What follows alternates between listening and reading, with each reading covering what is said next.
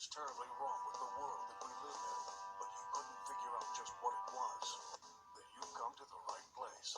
Secret societies, mystery religions, and the Illuminati have been controlling our reality since the beginning of time.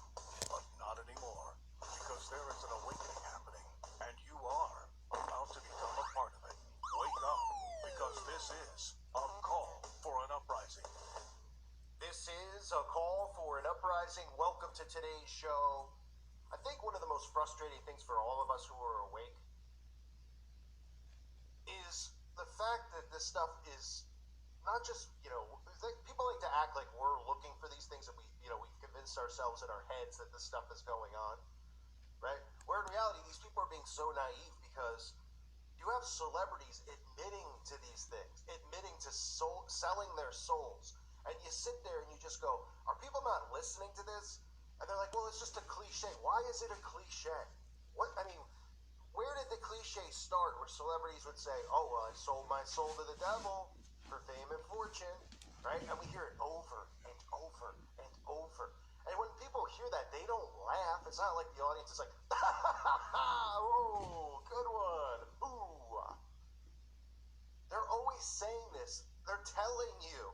And flat out, people ignore it. Listen to, all of these celebrities, at one point or another in an interview, if you can catch them talking somewhere, when they talk about fame and fortune, they always talk about the devil and selling their soul. But people think that this is a work of fiction. In reality, this is the world that we live in. The people who are the influencers, the ones who are famous and rich, and the ones that everybody strives to be like, the musicians, the actors, those types of people, they're only there to influence you. And they're in those positions because they've been put there, because they're part of these secret societies. They don't have any extraordinary talent. Sure, there's some of them that sing really well. What did he do? Well, they summon spirits to do those types of things. They do invocations and all that type of crap. But these celebrities are always talking about selling their soul, and nobody ever seems to want to listen. Still do it. Why are you still out here? Well, it goes back to the destiny thing. I made a bargain with it, a long time ago, and I'm holding up my hand. What was your bargain? To get where I am now. Should I ask who you made the bargain with? with the chief commander. Was this Earth? And this Earth, and then in a world we can't see farthest down, right? Something like that. There's a magic to that, and it's not Symphony Roy kind of magic. It's a different kind of penetrating magic. And I did it at one time. Doing really well now, but didn't you release a CD like almost 10 years ago? I released a gospel record when I was 15 because I grew up in a household where all I ever did was listen to gospel music, and my parents are both traveling ministers, and so I kind of sang about what was going on in my life at 15, and that's how I got introduced to the music industry. I swear I wanted to be like the Amy Grant of music, yeah, but it didn't work out, so I sold my soul to the devil. I sold my soul to the devil. I know it was a crack deal. He said came with a few toys like a Happy Meal. I can try, but then it just doesn't happen. I can sing notes and sing strong and do all these things that when I'm just by myself, I can't do.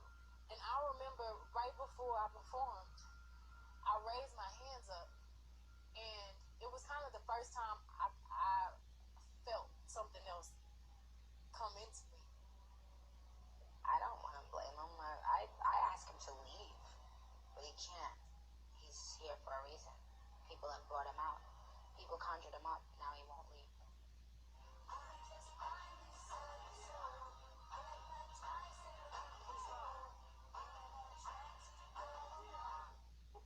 Why is your hand over your eye? Because I'm a devil worshiper. What are you talking It's a about? little bit off subject, but the same kind of principle. I heard that, and I won't mention his name, but it was a big leader and founder of a huge satanic organization.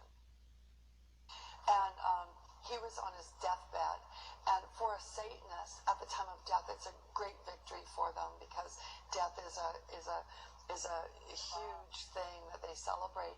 And he was getting ready to die and pass on his powers and that. And on his deathbed, he must have got some revelation or an angelic appearance or something. And he went into shock and he said, "Oh my, oh my, what have I done?" He said, "There's something very wrong. There's something very wrong. There's something very wrong." Wow. And his whole life had been spent propagating these satanic beliefs, getting everyone to believe, establishing official organizations for Satanism. And then at the end of his life, he gets this light that comes to him, and everything that he built, he realized was. I was like, now I have to do something pretty ridiculous and insane with my life. So why not sell my soul and go on Jersey Shore? The battle with the devil comes in many forms, and it's waged on many front lines. We've seen the harrowing journeys of exorcism and deliverance ministry. We've taken a deeper look at the Amityville horror. Now, did the devil make you do it? Can an obsession with Satan wreck lives and drive people to kill? It was a gruesome crime. 15-year-old Elise Paler was lured into a grove of eucalyptus trees by 3 teenage boys in 1995. They bound her neck with a belt, stabbed her repeatedly, and then raped her. Her body might never have been found if one of them, Royce Casey, hadn't come forward. He said she was a blonde-haired, blue-eyed virgin, and they were offering her as a sacrifice to the devil. The boys were part of a death metal band and thought that Satan could make their music better. Casey said it was an idea they'd gotten from Altar of Sacrifice, a song by the heavy metal band Slayer.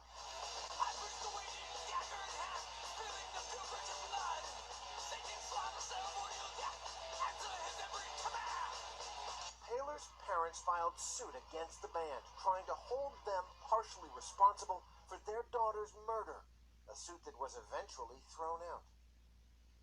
But for many believers, heavy metal remains inextricably tied to the devil, a kind of doorway or portal, like Ouija boards, witchcraft, or other occult practices that can invite the forces of darkness into a person's life. Dave Mustaine is one of the gods of metal, a founding member of Metallica and the founder and frontman for Megadeth. He says he has no doubt about the devil.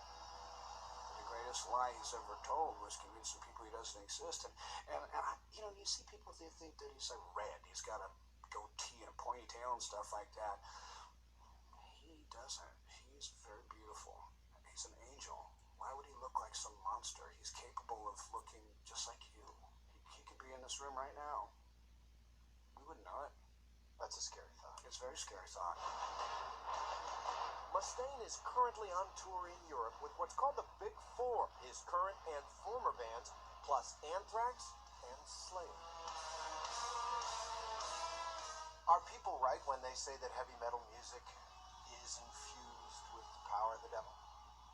In some cases, yes. But not in all cases, because you've got great heavy metal bands that believe in God and glorify Him. We pray every night before we go on stage. That sounds great. For a You happy with it? 50-year-old man, it feels pretty damn good. He shows me a chord progression called the tritone, also known as the devil's interval. The devil's tritone is made up of these 3 notes, and this note right here drops down one. So it goes. So listen to the difference. It just sounds evil, doesn't it? It sounds darker. Which is why the progression is used so frequently in death metal. Mustaine says he is a Christian now, but wasn't always. My mom was a Jehovah's Witness. I was brought up as a witness, and I revolted into the witchcraft because I hated going out and knocking on people's doors. Yes, witchcraft. As a teenager, Mustaine says, he cast 2 hexes. The first was on a bully who sucker punched him. From what I heard, he got in a car accident, and something happened to part of his body that I had targeted in the hex, and that showed me that it was real. The second was on a girl he was in a class with. Everybody wanted her, including me, but she was so out of my batting average, and did it, and the next day she was in my apartment. You were convinced that these hexes, that you were spells that you were casting, worked. I was, and I do believe in the dark side. Most people think that, like magic and witchcraft and stuff like that isn't real or it doesn't work, and I know that it works. Mustaine's fascination with the occult continued into his adulthood. I was doing a lot of blood packs with people before we found out about AIDS. It was real simple stuff where you cut your thumb and you rub it with somebody else and become blood brothers. I don't want to make a spiritual covenant mixing my life with somebody else who I don't know who they are or how they are. The Bible said that blood is life. And like so many people we have met, Mustaine believes that he opened the door to demonic forces, which had a profound impact on his life. Was your abuse of alcohol related to the satanic influences that you've been dabbling in? I'll say this. Every time I drank, I did not always do activities that were satanic, but anytime I had been doing anything that was satanic, I had been drinking. So there Does that was make sense? Yes, it does. There was a relationship. Absolutely. There are some songs Mustaine will no longer sing. Like Megadeth's cover of the Sex Pistols' Anarchy in the UK. And he says he believes he's better for it. I think that I'm more dangerous now that I've become a Christian than I ever was before when I was trying to go the opposite route because I'm armed with the truth now.